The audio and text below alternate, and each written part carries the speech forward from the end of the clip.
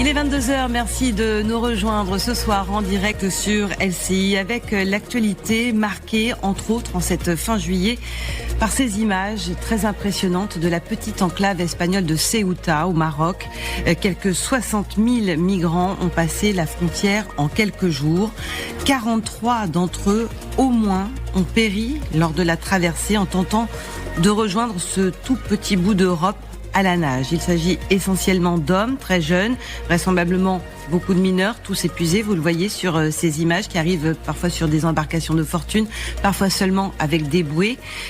Pour ceux qui ont eu la chance d'arriver, parce que je le rappelle, le bilan pour l'instant provisoire fait état de 43 morts dans la mer. Image saisissante donc d'un désastre humanitaire, d'un sujet politique ultra sensible qu'on va évoquer avec autour de la table nos invités. Rebonsoir à vous, Sophia Marat. Je rappelle que vous êtes grand reporter spécialiste du Moyen-Orient.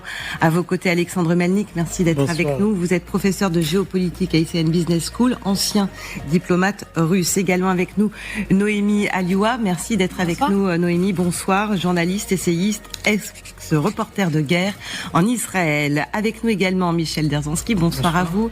Journaliste spécialiste en géopolitique, enseignant à l'ESJ de Lille et auteur de Comprendre les fractures du monde contemporain. Enfin également avec nous, Mika Blujon-Méred. Merci d'être avec nous. Vous êtes chercheur senior en géopolitique et chargé d'enseignement pôle énergie-climat à l'école de guerre. Et enfin, nous sommes aussi en ligne avec Sandro Gozi, eurodéputé Renew, ancien ministre italien des Affaires européennes.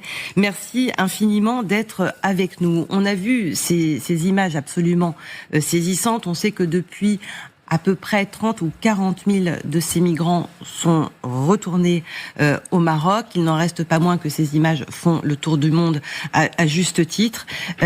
Regardez cette séquence de l'arrivée de Pedro Sánchez, le chef du gouvernement espagnol, quand il est arrivé dans cette enclave de Ceuta aujourd'hui.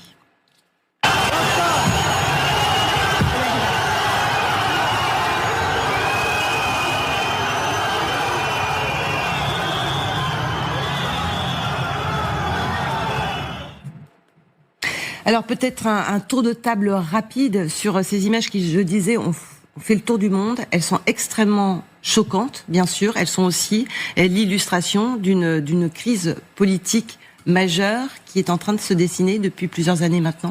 Tout à fait.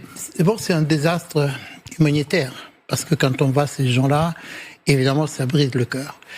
Et d'un autre côté, vous avez souligné, c'est aussi un problème politique.